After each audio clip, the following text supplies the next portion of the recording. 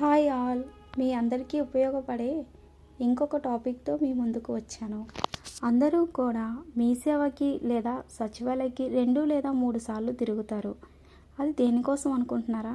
Caste certificate. Caste certificate apply చేసుకోవడానికి కావాల్సిన డాక్యుమెంట్స్పై పూర్తిగా అవగాహన ఉండదు. ఇప్పుడు మనం R R view more updates YouTube channel ద్వారా అసలు ఈ క్యాస్ట్ సర్టిఫికేట్ అప్లై చేసుకోవడానికి ఏ డాక్యుమెంట్స్ కావాలో తెలుసుకుందాం.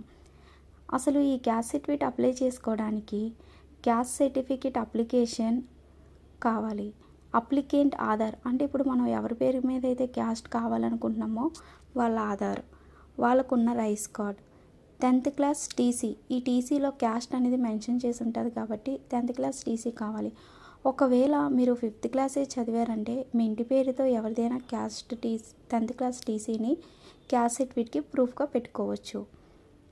Plus old caste certificate. ఈ ఓల్డ్ క్యాస్ట్ సర్టిఫికేట్ కూడా మీ ఇంటి పేరుతో ఎవరిదైనా మీ ఫాదర్తో మీ మదర్తో యాజ్ ఎ ప్రూఫ్గా మీరు దీనికి అటాచ్ చేసి ఇవ్వచ్చు.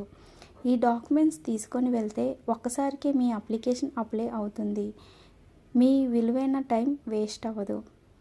Please like and subscribe this channel.